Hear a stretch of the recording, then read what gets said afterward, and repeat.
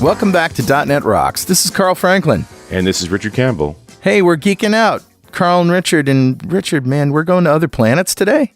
Yeah, this has been a topic that's been banging around for a while. And it started, I really wanted to just talk about, you remember we did that show with Rob Connery and about his Postgres training that dove into the stuff around Enceladus, around Saturn. Yeah, and he turned it into a novel. Yeah, it's very, very cool writing, very interesting style. But the science of Enceladus, a lot of new papers have come in, and it's all pieced together into really impacting how we think about life forming on other bodies, period. And that leads to a larger story. So I thought, this is Geek Out material. Although admittedly, if you look through the current roster of Geek Outs, we've done a lot of space stuff. Yeah.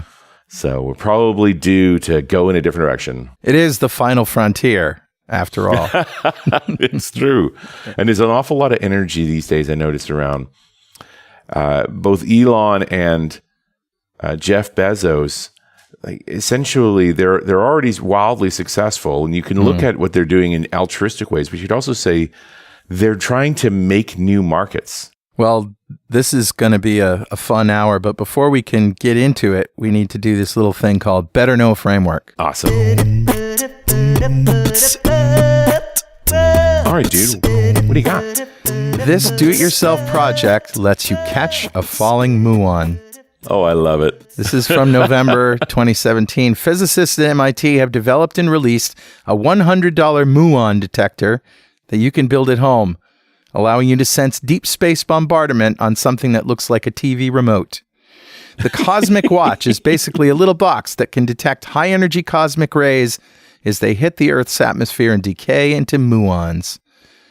Muons hit the Earth in a light drizzle, say the device's creator, Spencer Oksani. He and the other members of the team, who I can't even pronounce, of the National Center for Nuclear Research in Warsaw, as well as Janet Conrad at MIT, created an entire DIY system for building and measuring muons as they pass through the detector. So they have the link to the plans, and you can download the project code on GitHub. Nice. Uses an Arduino Nano and a silicon photomultiplier, quote, to detect scintillation light emitted from charged particles as they pass through the scintillator. Sounds awesome, huh? Everybody needs a little scintillator in their life. And of course, this is one of those devices that just gives you proof of what our atmosphere is up to. Because as soon as you get a higher altitude, go to Denver, climb a mountain, or get in an airplane, this thing's going to go berserk. You'll see the rates go way, way up. Our atmosphere does serious work. I would also be interested in going the other direction. I had the good fortune not that long ago to go to the Dead Sea. Wow. In Israel. And that's a place where it's 400, 500 feet below sea level. Right. And the side effect of that is you don't need sunscreen. That extra thickness of the atmosphere literally knocks down radiation a whole other level. Wow. Well, there you go. It's super relevant what we're talking about, dude, because the atmospheres are where it's at. If you want life, you kind of need protection, although how you get that protection is really interesting. Good one. Thanks. Nice find. I think I might have to build this. This is very cool. It's going to be very cool, yeah. So that's what I got, man. Who's talking to us today? Grabbed a comment off of show 1247. Dip back in the archive a bit, because that's 2 years ago, January 2016, when we talked about space elevators and tethers. Right. Which admittedly was a bit of an overwhelming topic when you really dove into the whole orbital science part of it, but very interesting. And of course, the materials these days, we're getting closer and closer to it. And also ties neatly to this, Bezos Musk conversation, although not really going to be the topic long term here. But the logical way to get a space tether or a space elevator built is to create enough business in space. So, all that work they're doing on rockets really could set us up to, we need more and more routine access to space, that the multi-billion-dollar project that would be a space elevator would actually make sense. Okay. But the comment that Drew made, admittedly a couple of years ago, he said, love this one. At first glance, it seems like a costly way to start, even though the end cost to get cargo to space would be much cheaper in the long run. One of the only ways I could see something like this getting built would be for the field of asteroid mining. With the talks of the first trillionaire coming from whoever can start harvesting materials from asteroids, makes a system like a space elevator seem like a worthwhile investment. And thanks for all the things you guys do. Awesome. And we have done a show on mining asteroids. And I think one of the interesting challenges there is that it's easy to fall in love with the price of platinum, right? The platinum is super prevalent on these metallic asteroids. So all you got to do is capture one of those things and you get megatons of platinum against the current price of platinum on the planet and commodities, and instant trillionaire. Except for that part where nobody needs that much platinum. Nobody's going to buy that much platinum. And even if they do, they're going to buy it for a heck of a lot less than what it's priced at right now. Yeah. So, the economics of collecting materials outside of the gravity well and taking it back into the gravity well is crazy. It just doesn't make any sense at all. Right. But mining asteroids for materials you need to use in space, starting to manufacture in situ. I think it'll be a great milestone for our civilization when we build a spacecraft from materials in space, rather than build them down here and send them up there. It's just a very different way to think about the problem. But herein lies again that trap that these billionaires are pouring money into to try and break out of, which is you need to build an economy up there to have an economy up there. Yeah. Yeah. That it's just not cost effective to relay between the two. So it's always going to be a battle to make that make any sense at all. Okay.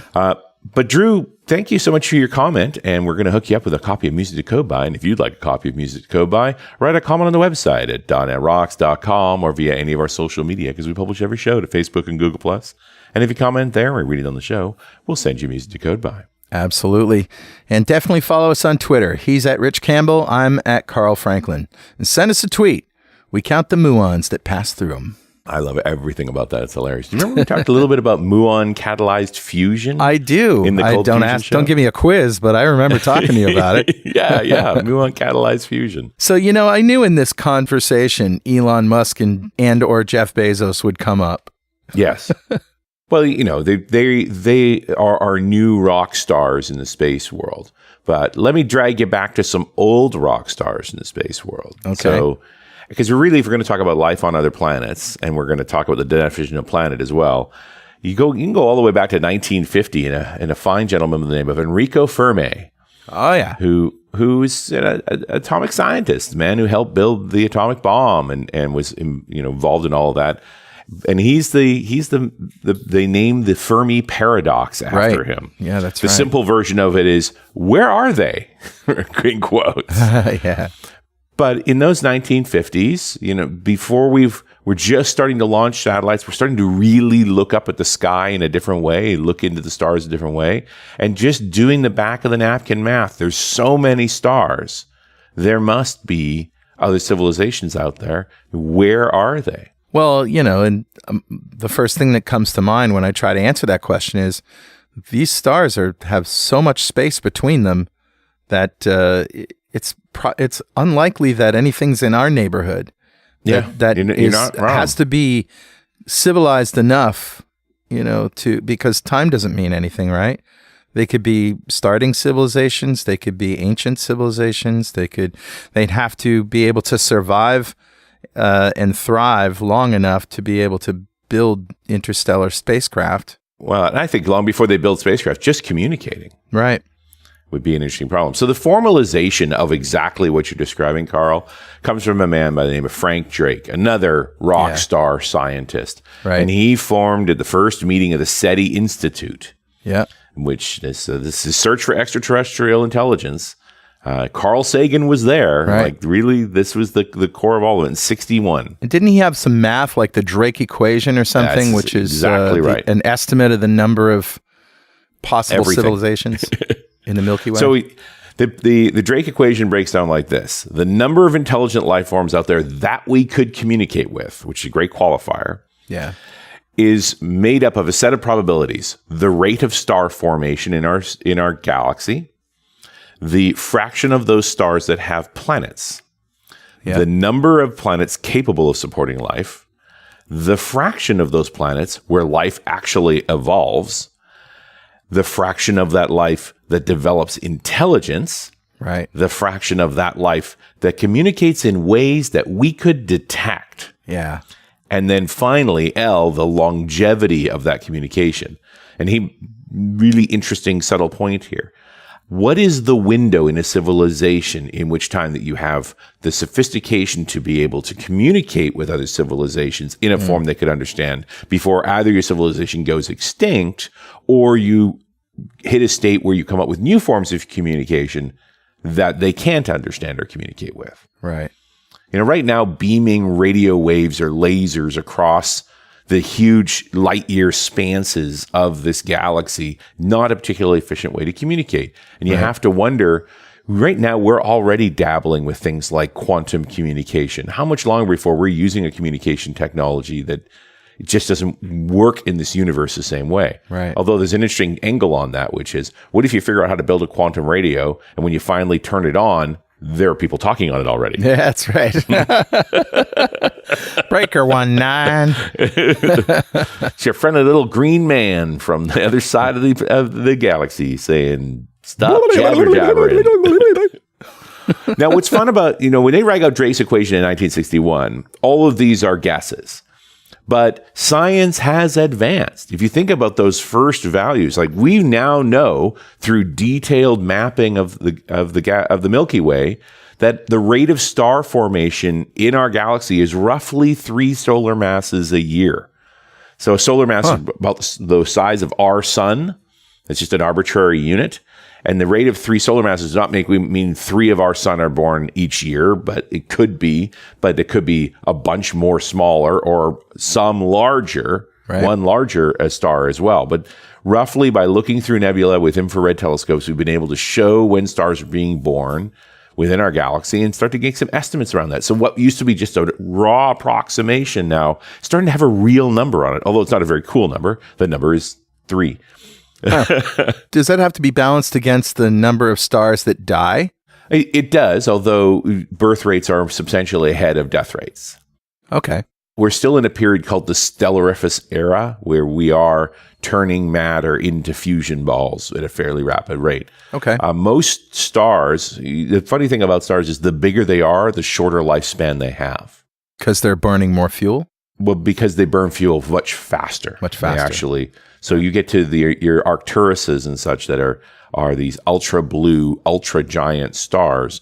They have lifespans in less than 1 billion years. I guess that makes sense. A big fire tends to, burn hotter and faster. Burn hotter, burn brighter, burn out. They also are the engines of matter creation. Because of their size, they make a lot more matter. They tend to detonate in supernovae, which make the higher atoms. The normal star cycle goes from hydrogen to helium to lithium, beryllium, all the way to iron. Iron is the first endothermic fusion point, which is the end of most star creation. Once it's actually fused all of its atoms up to iron, then it goes out. And depending on its size, it either collapses and explodes as a nova, as a supernova, or it might just turn into a dwarf. There's a bunch of different outcomes there. But those explosions make all the higher elements, which is why the proliferation of higher elements drops off so sharply after iron. But remember, everything. Carl Sagan said it to us. We are all star stuff. Right. All the creation of the stars. So those big, bright blue stars, don't poo-poo them. They're what make a lot of the matter in the universe. But we've gone further down the Drake equation now. I mean, we can use telescopes to figure out the rate of star creation. That's cool. But we've also built more advanced telescopes that have allowed us to start identifying planets in orbit around other stars. Yeah, I know it. And it seems like there was a period where a lot of what Star Trek would call them M-class planets, right? A lot of potentially habitable planets were being discovered. It was like 6 years ago or so. Do you remember that? Yeah, sure. That's when the Kepler Space Telescope went up, and it was specifically built to locate planets in a particular radius at particular angles around our solar system. And so it had a lot of hits. We're now in 3,000 to 4,000 planets have been discovered. Yeah. And now the TESS telescope just went up in the past few weeks, and it's an even better telescope for scanning for planets. It covers almost the entire sky. Right. So we're probably going to have, as it warms up, it takes a better part of a year for a telescope like that to get calibrated and configured and ready to go, and it starts really getting to work mapping, we're probably going to have thousands more planets that we're going to look at. Yeah. And isn't it funny that none of our science fiction ever talked about us mapping out planets around other stars without going there? Right.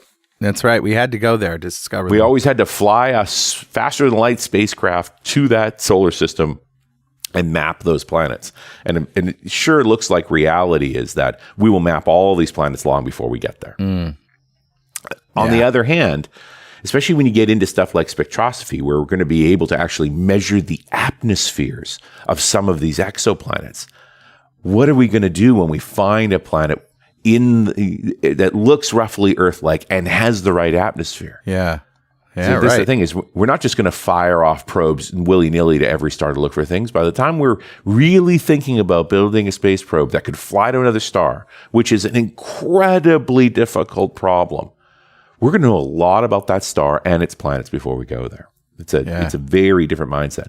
But back to Drake's equation, that F of P, right, the fraction of stars that has planets, it seems, based on the data we've collected so far, that planet formation is the norm for stars. That the idea of finding a star without a planet seems much rarer than finding stars with planets. So that's a really big number, probabilistically, that there's lots and lots of planets. Yeah. Then you get into trickier ones, like the number of planets that can support life. Right. Now, how do we figure out if a planet can support life? Well, it has to be in the zone of where we actually call it the Goldilocks zone, right? That's right. Yeah. Not too hot, not too cold. And the Goldilocks zone is really about figuring out whether or not you can have liquid water on the surface of that planet. Yeah. Right? That was the measure. And that's how we sort of dictate this concept of the Goldilocks zone.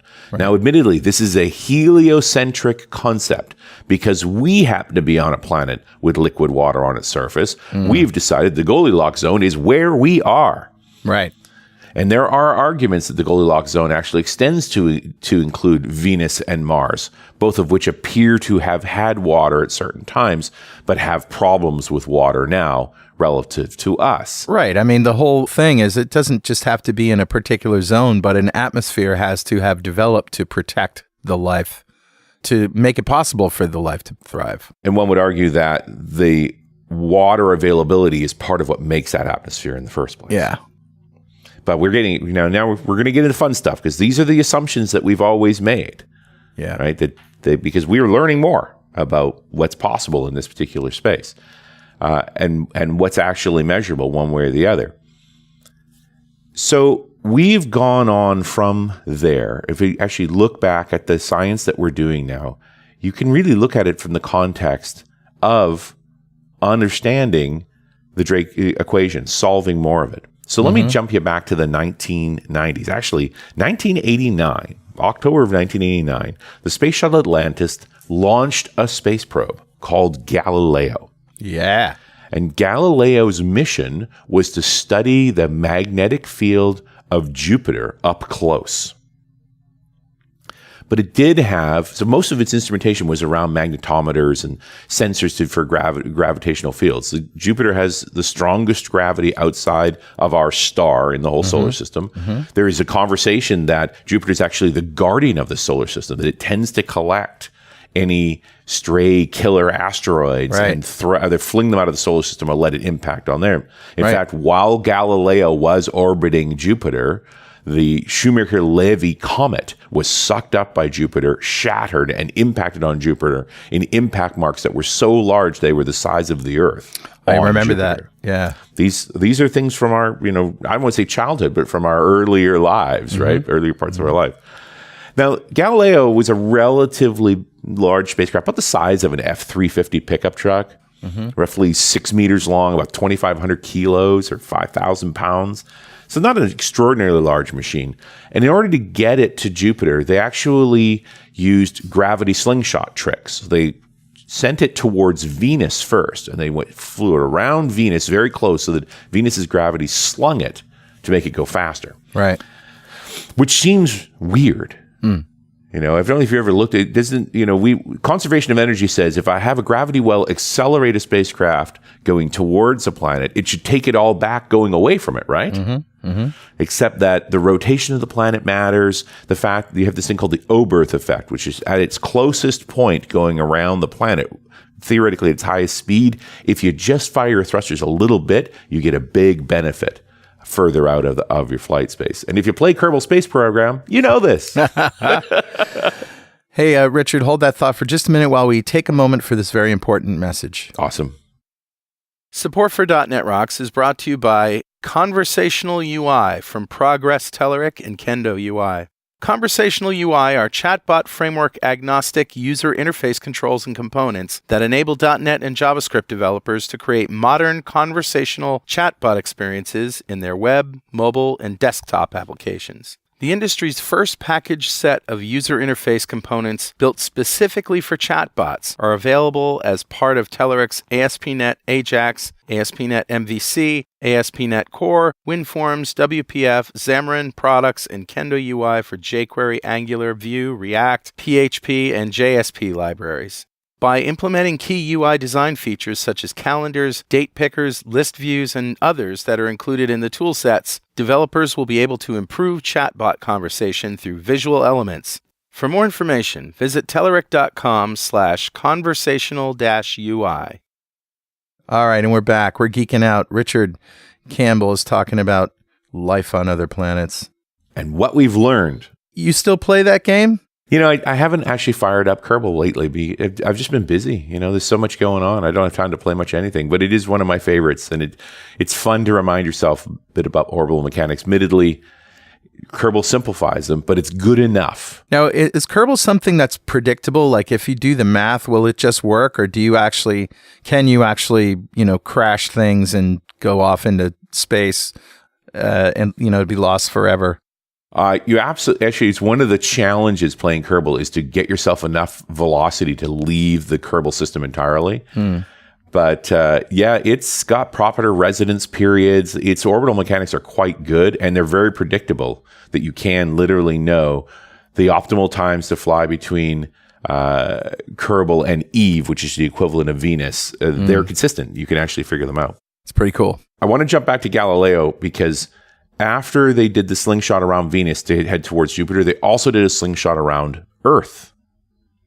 So Earth's a gravitational body too, and they wanted that additional boost before it slung itself out to Jupiter.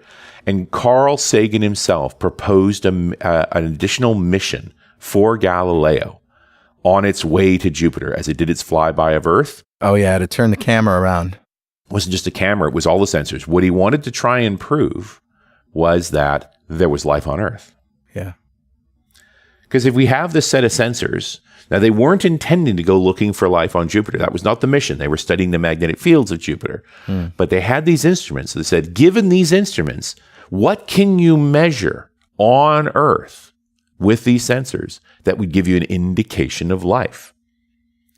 Yeah. And the cool part about NASA is that literally the raw data sets of the data they collected in the early 90s from that flyby, they're available. You can look at them themselves. But Sagan's team took almost 2 years of analyzing that data to actually come up with an idea of how you would, a baseline. If you're able to measure an atmosphere with a spectroscope, what can you look for? What would you see that would indicate to you there might be life there? And he really came up with 2 measurements that were relevant. The first was atomic oxygen. So oxygen freely in the atmosphere. And the reason for that is that oxygen is hyper-reactive. It reacts with everything. And so normally oxygen would always be combined with something else. It would either be water, it might be carbon dioxide, or any other of the oxides. Right. So the only way to have atomic oxygen in your atmosphere is that you have something producing it constantly. And we have that. That's algae, that's trees. Plant life is what produces the oxygen. Yep. The other aspect that he thought was very interesting and is somewhat funnier is trace amounts, roughly 1%, of methane. Yeah, I can see why that's funny. Blazing Saddles comes to mind. Absolutely, right? Typically methane is formed by biological processes. There are some exceptions, but they look very different. Typically, if it's a non-biological source of ethane or methane, there's lots of it. But when you have a small amount in an oxygen environment, that's an indicator of life. And I want you to hang on to those two measurements, because this sort of flip thing that Sagan did as part of the Galileo mission becomes wildly important later. Okay. So what happened with Galileo after that? So Galileo launched in 89. It arrived in Jupiter at 1995. And it started its mapping mission. So it was studying Jupiter, but it also turned its instruments on the various moons of Jupiter. And if you remember 2010, A Space Odyssey, there's a moon around Jupiter called Europa. Right. And the Voyager missions had imaged Europa and saw that it was an ice ball with cracks in it. Yeah. And they thought that was interesting, but it wasn't, they were only doing flybys. They're just whizzing by. They couldn't go into orbit. And here was this spacecraft, Galileo, now orbiting Jupiter, and it could take much better photos of Europa. And it did. And it measured a bunch of different aspects of Europa, and they showed that it is an ice ball, but the cracks in it seem to indicate that it's not frozen solid. Now, this makes no sense. If you think in terms of the Goldilocks Zone, the whole thing about the Goldilocks Zone is that's where you can have liquid water. And here is this moon, this smaller body, out at Jupiter, much further away from the sun, and it appears to have liquid water underneath a layer of ice. Right. And this really kicked off a whole other level of planetary science, saying, hey, gravitational fields flexing a moon can keep it warm enough to maintain liquid water under a surface of ice, enough that it actually cracks through the ice. And if you see pictures of Europa, you'll see that these cracks are kind of reddish brown. And at the time, they really debated what that was. Today, we know they're pretty clearly they're tholins. They're compounds that are organic in a lot of respects. They are volatile compounds, and they're being spewed up from the subsurface sea of Europa and frozen onto the surface of the ice. But they weren't, this is the 90s, and they were still figuring this stuff out. But as we've done more, like, for example, the New Horizons mission to Pluto now shows that there are tholins on Pluto. So we're seeing these, what quite possibly could be precursors of life. But at that time in the 90s, they did not make those assumptions. They weren't sure at all about what that was. So they also took pictures of the other moons, right? Ganymede and Io? Absolutely. And Io being a wonderful moon because it was the ultimate example of gravitational effect. That little moonlet, that teeny little moon is being flexed so hard by gravitational fields that it's almost molten. It spews volcanoes, real it's volcanoes going really all the fast. time. Well, it's being flexed. It's being squished by the huge gravitational fields. Ganymede, is almost the size of Mercury. It's almost planetary size, although it's not as interesting as Europa in terms of its dynamics. And Europa is the middle one, right? So Io is the inside moon. Then Europa is the middle one, and Ganymede's on the outside. Well, and there's many more. We also have to deal with Callisto and Adrasta and Kale and so forth. Yeah. I mean, one of the challenges we've got, like those original four, Io, Europa, Ganymede, Callisto, those are detected from the 1600s. As soon as we built telescopes and focused them on Jupiter, we could, by transit, by seeing the moons fly in front of Jupiter, see these moons, and they had those early names. You can actually, on a clear night, if it's dark enough, you can use binoculars to see Jupiter's moons. They look just like little jewels. Absolutely. But Galileo and the later mission Juno, they've mapped so many more bodies around Jupiter that we just don't teach them anymore. They figure there's 60 or 70 moons around Jupiter. So, I remember when I was a kid, we were sort of taught about this. These are the planets, and Pluto was still a planet then. And these are the moons, and there was, 4 around Jupiter and a handful around Saturn and so forth. Like it just... But as we learn more, we figure out systems are more complicated than that. Yep. Hey, Richard. Yeah, buddy. Guess what time it is now? It must be that happy time again. Yeah, man. It's time to use the .NET framework to detect moons around another planet. What namespace would that be? System.io, man. Save me. System.io, man. System.io. Well, if you've got a bad hard drive, it does cause an eruption, doesn't it? It's terrible. It's actually time to give away a D-Experience subscription from our friends at DevExpress to one lucky member of the .NET Rocks fan club. You know, everyone knows that DevExpress has great desktop controls, but their web tools are great also. They have this collection of HTML5 JavaScript controls called DevExtreme. And at the heart of the product line are these really powerful controls like grid, chart, pivot grid, tree list, and scheduler. But DevExtreme also comes with more than 50 touch-optimized client-side controls, data visualizers, navigators, editors, lists, dialogues, and notification controls, and general-purpose controls like a filter builder, range slider, file uploader, scroll view, and more. Now, since they're all HTML5 JavaScript CSS, they include integrations with things like jQuery, Knockout, React, Ionic, and Angular. Plus, DevExtreme controls come with ASP.NET MVC and ASP.NET Core wrappers, so they're infinitely flexible. But don't take our word for it. Go for a test drive at dx.netrocks.com. That's dx.netrocks.com. All right, buddy. Who's our winner? Today's winner is Dave Percalis. Congratulations, Dave. Yes. Golf clap for you. Golf clap for you, Dave. And Dave just won the D-Experience subscription, a big pile of awesome from our friends at DevExpress, just for being a member of the .NET Rocks fan club. And if you'd like to join that club, go to .NETRocks.com, click on the big Get Free Stuff button, answer a few questions, and join up. We have thousands of members all over the world, and every show we like to give away stuff from our sponsors. And every December we give away a $5,000 technology shopping spree. You know, Richard, I haven't asked you in a while. What would you do with $5,000? Buy a big monitor. No, that's not true. Gee, I couldn't see that coming. Dun, dun, dun. I've already done it. Done it many times. Yeah. You know, I'm actually in the midst of right now, and it's not. It's gadgety. You know, the house has had lighting control systems for more than 15 years, right? Yep. We do scene lighting controls and so forth. It's all part of what gives the house an aesthetic. The Lidolayer Compose system that I started installing back in 2003 has been off the market now for almost 10 years. Wow. And I cannot buy parts on eBay or anything anymore. Wow. And so it's made me, you know, you don't step into this stuff lightly. I refitted the basement after the flood in 2015 with DC systems so that I could free up the Lidolayer components from the basement to maintain the upstairs one, because the switches fail ever so often and it's getting old. Okay. But the failure rate started to increase as we're dealing with parts that are 10 plus years old. So I've actually had to go and study new lighting systems, new scene control systems based on the wiring I have. Because you don't want to tear all the walls apart, change the lighting system. And so I'm currently testing, although pretty much committed to, the new Lutron Casita wireless. Okay.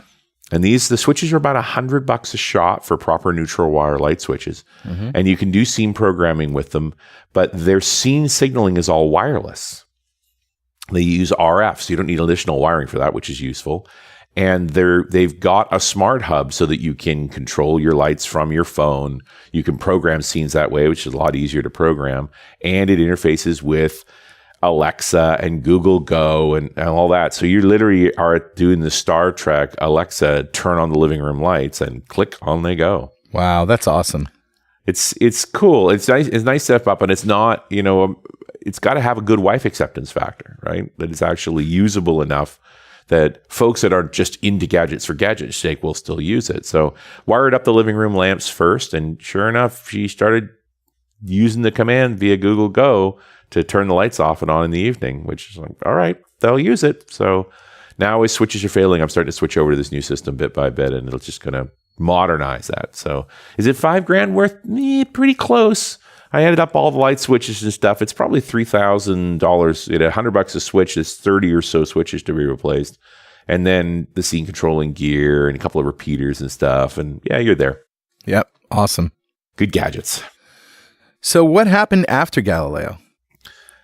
So Galileo detected things they didn't expect around the Jupiter system. And it's obviously already, though that was the 90s. So it's the Juno mission that's currently around Jupiter right now comes out of that. There's always been a proposal floating around called the Europa Clipper mission.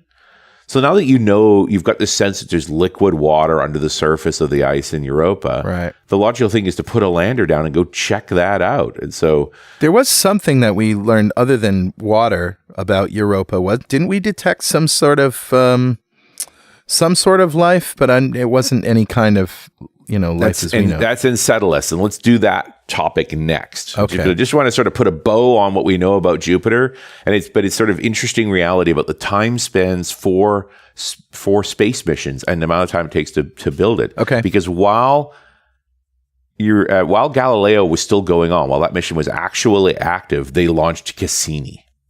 And Cassini was the mission to Saturn. And it was such an awesome spacecraft. Scott Guthrie named a little web server after it. Cassini was a beast, way, way bigger, like size of a school bus, more than twice the size of Galileo. Yeah. But it too was not designed to explore for life. When the science specifications for Cassini were being developed, they were being developed off the back of the Voyager missions. So they were taking what they'd learned from the Voyager flybys to design the spacecraft. It's just there's too long a lead times. It takes a while to build the instruments and so forth and to propose all the science. Yeah. One of the things that was on Cassini that was different was the Huygens probe. Okay. So Voyager had taken images of the moon Titan. And Titan is big, right? It's the largest moon in the solar system, is about 50% bigger than our moon. It's bigger than Mercury. It's planet-like. And it has a thick, hazy atmosphere. The images showed no surface details at all. So obviously super interesting. So even without any presumptions about life and so forth, these were not what these missions are about. The Huygens probe was designed to soft land on Titan. And by the way, succeeded. And you can actually, if you go, I'll include some links here, but you can see a mosaic they made of all the photos that the Huygens probe took flying down on a parachute to soft land on Titan. And Titan has liquid on its surface. Yeah, that's right. Except the liquid is methane and ethane. Yeah. Right? But there literally is erosion. It looks like there's rain. But it's much, much colder there. That's why the methane's liquid. But there's something going on there. Now, there's also water ice there, but it's frozen hard under the ground. Right. The gravity's lower. The methane is thick. It's essentially smog. We know of life on Earth that exists in sort of these deep sea thermal vents. Yeah, thermal things. Yes. Where there's no life and it's extremely acidic and there's methane and there's no oxygen rather. But there is life that has adapted. Yeah. There are extremophiles. Yeah. And let's dig into that, because if there is life on Europa, it's probably in that form. You've got a hot core underwater, so it may well be that kind of things, and it will produce that little bit of methane and traces and so forth. But this is what happened with Cassini, is it had gone in to drop this probe on Venus and to do mapping of Saturn, to take pictures of the other moons. And one of the moons it was scheduled to take pictures on was Acetylus. Yeah. And this ties into the show we did with Rob Connery and so forth, because what's wonderful about this is it's a reminder that real science is typically done not by eureka, but by hey, that's weird. What the heck is that? Yeah. So they go to take a picture of Enceladus just for their catalog, because they've got a better camera than Voyager. They'll get a cleaner photo.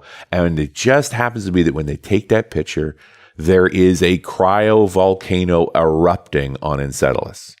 Now, Enceladus, just because it may be hard to spell from what you hear, is Enceladus. Right. It's sort of like it sounds, but there's a D, not a T. And it's really small. It is the scientists expected it to be an ice ball. Yeah. Right? It is small. The total surface area of Enceladus is like a quarter of the surface area of British Columbia, which admittedly is a large province, but we're still talking 250,000 square miles. Mm-hmm.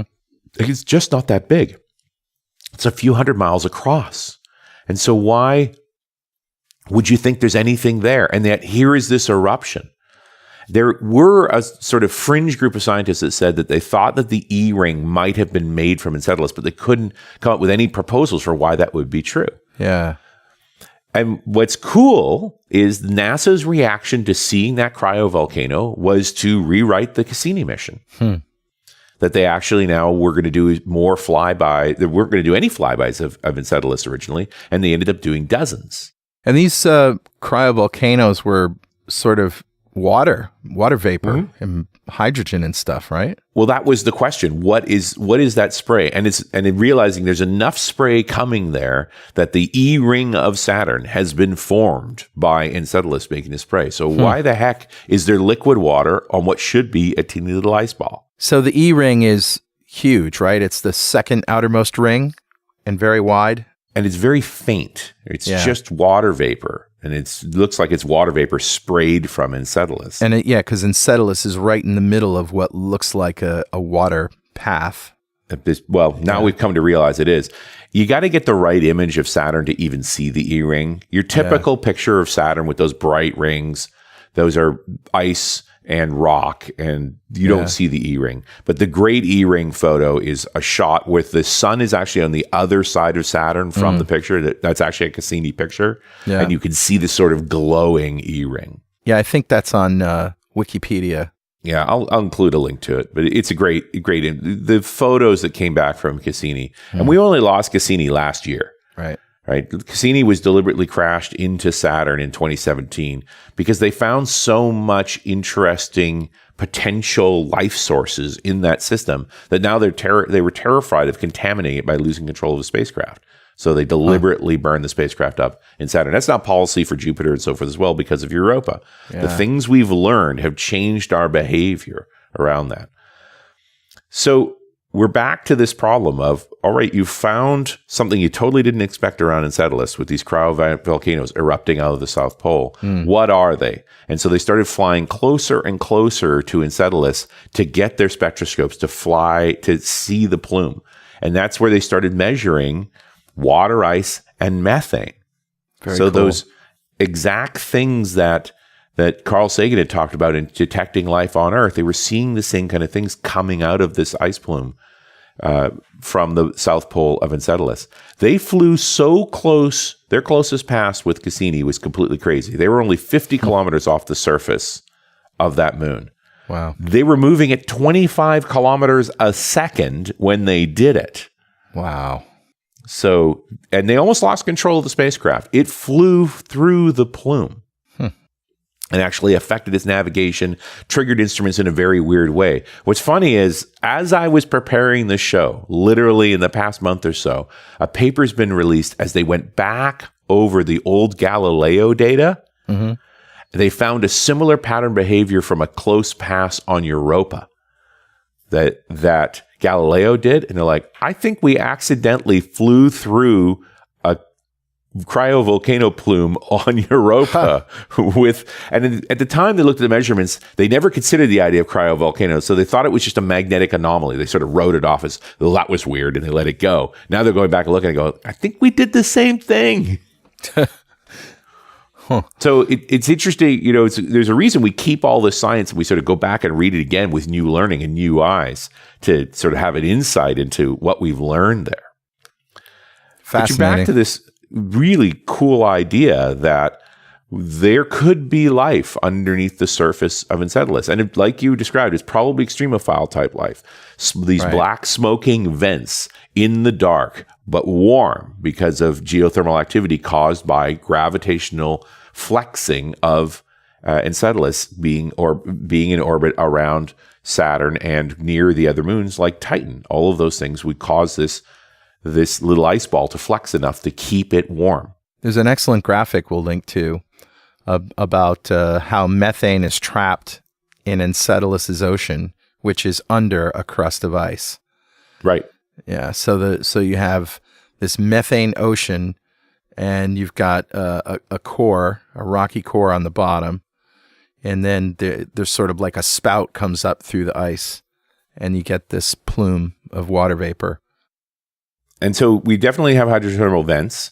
This particular math, and I'll again include a link to the graphic, this particular math, the way they're describing it, this could be pure chemical reactions that are causing the methane creation. Although the argument has always been that methane, when it is chemically created, is much more prevalent.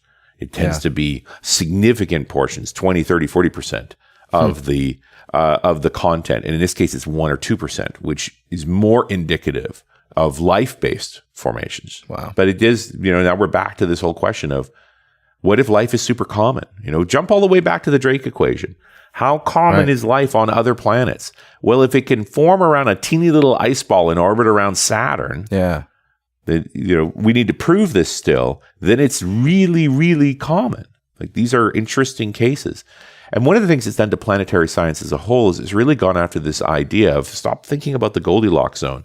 Think about two different things. Think about magnetic fields and gravity stressors to creating atmospheres. So one of the distinctions when we're looking at Venus, Earth, and Mars is that Earth has a much stronger gravity field. And the side effect of that is that it keeps the solar radiation, the vast majority of it, from hitting our atmosphere.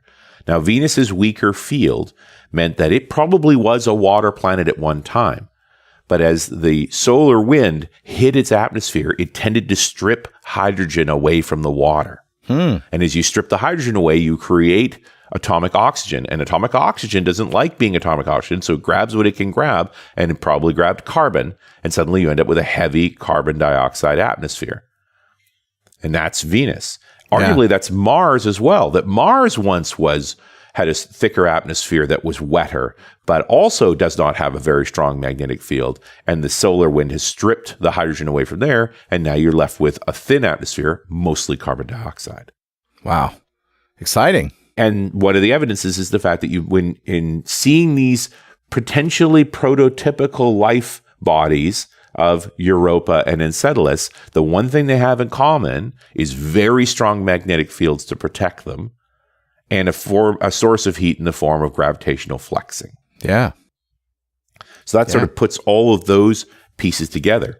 Now, let me throw one more bit in here because it's part of the fun of dealing with of the understanding of planetary bodies. So you remember back in 2006 that the International Astronomical Union, kicked Pluto out of the Planet Club. Yeah, I believe Neil deGrasse Tyson took credit for that. Well, he was certainly in that conversation, but it really started with an astronomer called Mark Brown. Okay. Mark Brown had been studying trans-Neptunian objects, basically the space around beyond Neptune where Pluto and its cousins are. And between 2001 and 2005, he found a bunch more bodies that were Pluto-ish. Some of which, exactly, Sedna and Eris. I mean, if Pluto was a planet, then Eris was a planet. Right. Like, that's how big it was. Right. And I think there was sort of oh no, we don't want to add more planets to it. And admittedly, Pluto and both Eris and Pluto, all these trans-Neptunians, they are different from the other planetary bodies. Right. All of the 8 big planets that we talk about right now, they're all orbit in the same ecliptical plane. They're basically in a flat plane. And there's a reason for that. The natural overtime dynamics of gravity, if you're not on this plane, you'll be flung out of the solar system or you'll impact something. Okay. The further reaches to the solar system is it not impacted near as much. So do they not call them planets because they're so small? Is that really why they got downgraded? No, it's not just size. Really, what they say, they came up with 4 basic definitions as part of this 2006 declaration. It has to orbit the sun. And it's silly that it said orbit the sun because that means that all those planets orbiting other stars aren't considered planets. Like that, I don't know why they said the sun. But planets within our star system have to orbit our sun. They should have sufficient mass to be nearly round, or at least spheroids. All right. So Pluto's got 2 of those things happening. Then, absolutely. Is not a satellite of another object. So that's why Titan wouldn't be a planet because it's in orbit around Saturn. Fall into that category. Yeah, also. And here's the 4th one. Has removed the debris and small objects from the area around its orbit. In other words, it has enough gravity to pull things into it. Either pull it in or fling it away. Clear out its orbital path. Okay.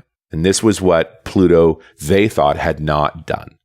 That there's still a lot of stuff in its orbital path. And so they gave a new categorization, the dwarf planet.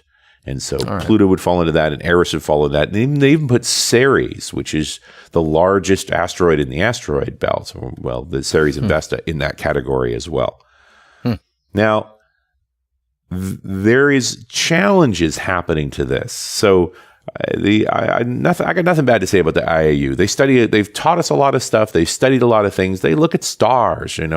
Planets are not actually their real focus, but there is a group of scientists called planetary scientists. Go figure. Yeah, then they focus on the stuff we've just been talking about how ecologies work in different planets and so forth. And last year they put out a paper where they said, we got to rework the definition of planet because this is silly. Right.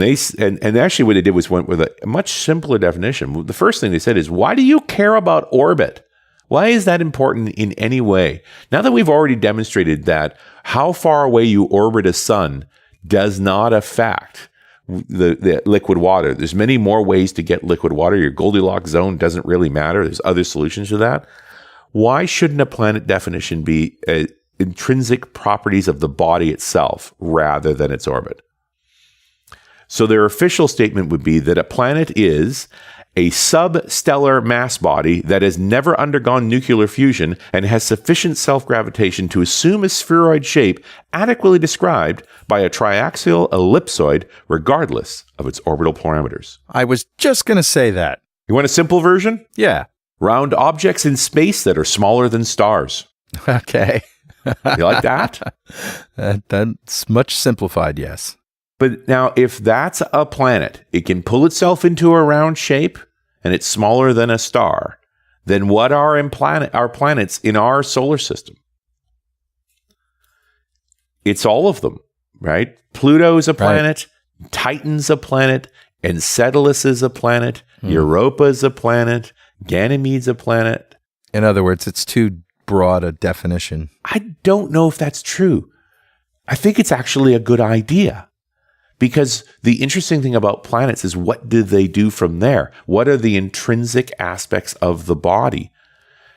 How do you resolve things? Well, why does Mercury get a pass as a planet because it happens to orbit the sun, and Titan doesn't when it's actually bigger? Well, you just said it, I think. I mean, planets orbit the sun, and the things that orbit the planets are moons.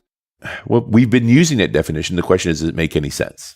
Is it actually a good definition? Why wouldn't it be? I mean, it tells us what they orbit. I mean, if Titan is a planet, how do you know what it orbits? Just from the definition, you don't. Yeah. Well, I guess that's the question: does what it orbit matters in its definition? Why would you care? Isn't the interesting part its intrinsic properties, that planets do things, that they have systems? Why not just come up with a more general word for all of the bodies in the solar system? Why redefine something we already have clearly used and relied upon? Because it's not a clear definition and it's unreliable? So why wouldn't we just make up a new word? Well, the old word works pretty good. We just have to make a better definition. I disagree. Right? And that's exactly what they're going at. But you get the problem, right? Yeah, sure. We've learned more. I mean, admittedly, the IAU decision was 2006. So 12 years later, or 11 years later. I mean, basically what you're doing is you're redefining stuff. So now you're adding complexity to any discussion anyone's going to ever have. When you say planet, what do you mean? But if we come up with a new word like planetoid, I mean, that is already a word, but, come up with some, squant stiff. I don't know, some new word that just applies to everybody in the solar system, then we know exactly what that is. Well, the planetary scientists want to study Titan the same way they study Mars. Right. And so they think having the same definition makes a heck of a lot more sense, because the process of doing the study is essentially the same. Planetary science, the process of looking at the ecology and operations and geology of a body, they want to stop saying body. So you just used the right word. You use body. Of a body. But then you say, well, when you say body, what do you mean? So they're trying to make it into planet so that you use the same term for both. And I'm having a tough time arguing with them. I think it's very reasonable. When I give you descriptions of Titan and Mars, you quite possibly would say Titan seems more planet-like than Mars does. Yeah. So we're in an interesting place. We know more. Our science is continuing to advance. We're answering pieces of the Drake equation further down the path. And so we're trying to reshape these terms. So I'm happy that this is going on. I don't know all the answers to it. I'm keen on it. I mean, one of the interesting things now is we get back to the Drake's equation and say, well, every number we can add to this so far, that the prevalence of life seems to be super common, we're still back to Fermi's paradox. Where are they? Right. So what's the gate? Is there something we haven't looked at closely yet enough to really say, this is what limits the creation of life, and more importantly, intelligent life? Yeah. And I think the big new one are magnetic fields. The best understanding we have about the reason the Earth's magnetic field is so powerful really has to do with Luna, with our moon. Mm-hmm. So our moon is acting as an energizer of our metallic core, that it's almost like the hand that spins the basketball balanced on a fingertip. Yeah. That by orbiting relatively closely and being a very large moon proportioned to the mass of the planet, we're keeping that dynamo inside of our planet running hard so that it builds a big magnetic field that protects our atmosphere. Okay. And that might be the rare thing, that in order to have advanced life, for life to really evolve a long way beyond this under the ice sort of black smoker evolution, you're going to need a super strong magnetic field from other sources. And that may be moons. Now you have a hypothesis. Now you have to test it. How do you build instruments to start measuring moons orbiting planets around other stars? Mm-hmm. And see how common that is. We now know planets are common, but what if moons need to be common as well for them to be life? And that might be the rarity. Yeah. It's pretty fascinating to think of, Mr. Campbell. What do you think? I mean, do you think that we will make contact within our lifetime? It seems extremely unlikely. Yeah. Right. Just for the distances involved, unless, our best shot is we get the quantum radio working, and they're already talking there. The more likely thing, if there's other civilizations functioning elsewhere in the galaxy, is that they are advanced. We're in this tiny little window of time where we can really think about that problem, and we don't have much technology around it. The far more fascinating thing about the hockey stick of technology as we accelerate up this line is this idea that of the singularity, that the distance between being able to consider flying to other stars and being able to make your own universe are not that far apart. Yeah. And so one of the postulations about where are the other civilizations is that they left. That they fly up that hockey stick of technology and they hit a point where if they don't kill themselves and render themselves extinct, they actually become their own gods. They create new universes and off they go. Right. So much of our understanding of our universe, of our star systems and how all that works is actually the study of the proton, of looking at our very smallest things and understanding things like quantum physics. And so as that minute understanding expands, our ability to manipulate the larger reality gets stronger to the point where we make our own things, we go our own way. We communicate in different ways. We essentially leave this physical realm. We transcend into something else. Copy our consciousness into machines and send them into different dimensions. Like now all that's of just that. Crazy talk. I'm with you, but we are on a ride that in a span of 100 years, part of that Drake's equation was how long does a civilization exist able to communicate in a form we can communicate with? What if the time span between that and transcendence or destruction is only 100 years? Then the chances of a civilization being able to communicate with us at light speed, only 100 light years away, really low. It's going to be nothing more than a yell out, "We were here," and it's gone. Pretty cool. That's what I got, man. That's a great show. I'm sure we're going to get a lot of great comments on it. Thank you for doing the research, Richard. It's always a pleasure to do a Geek Out with you. Always good fun. And please feed your comments. Jump in on this debate. What is planet supposed to be? Is there life out there? It seems like a waste of space if there isn't, but maybe they come and go too quickly. I say we make up a new word. Richard doesn't. I disagree. What do you think? Let us know. And we'll see you next time on .NET Rocks.